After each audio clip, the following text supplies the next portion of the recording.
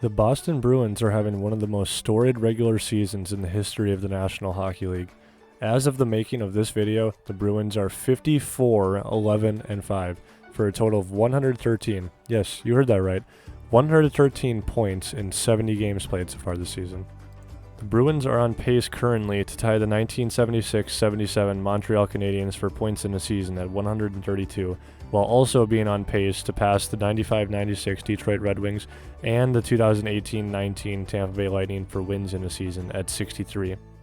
The team has been playing at a level of dominance so high that they have had 4 separate win streaks of at least 6 or more games this season, while leading the league in goal differential with a whopping plus 114, 60 goals clear of the second place New Jersey Devils. So what makes this Bruins team one of the all-time greats? What are the Bruins doing differently than the other 31 teams to truly be playing in a league of their own? There are a plethora of reasons we are going to discuss in this video, so be sure to stick around and leave a like if you enjoy. Anyways, on to the video.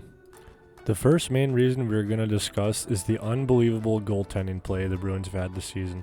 And it all starts with Linus Ullmark having far and away his best season as a pro in his second year with the team, going 35-5-1 in 43 appearances with a .937 save percentage and a 1.95 goals against average, to go along with the first goaltender goal scored in the NHL since Pecorine did it in 2020. To no one's surprise, Ullmark is the consensus betting favorite to take home his first career Vezina trophy with his otherworldly play this season.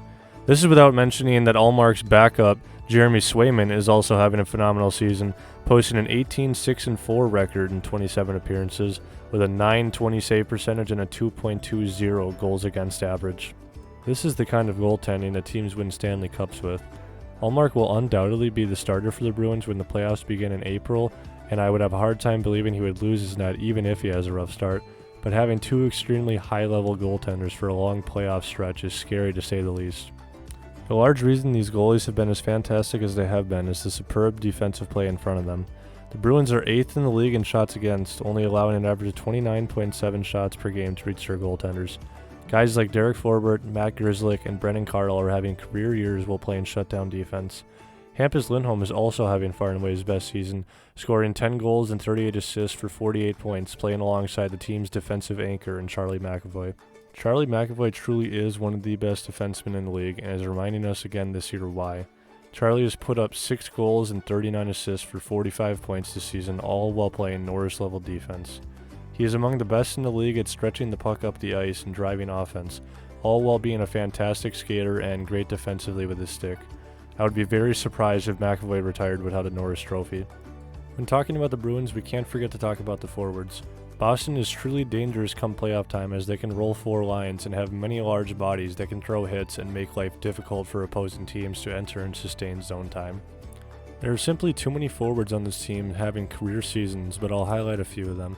We have to start with David Pastrnak, who is again having a Hart-level season with 48 goals, 45 assists for 93 points. Pastrnak has truly cemented himself as one of the best pure goal scorers in the league this season, as he will surely join the 50-goal club here relatively soon. Don't be surprised to see Pastrnak be a perennial threat to win the Rocket Richard Trophy for many years to come. I also wanted to talk a little bit about the career resurgence we've seen from Jake DeBrusk this season. DeBrusk had publicly requested a trade from the Bruins back in November of 2021 after being a healthy scratch due to his defensive mishaps from a previous loss to the New York Rangers.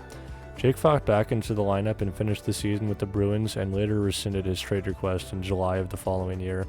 This season, DeBrusk has responded fantastically by producing a career high in points at 45 and points per game, while also being highly productive on the team's first power play unit.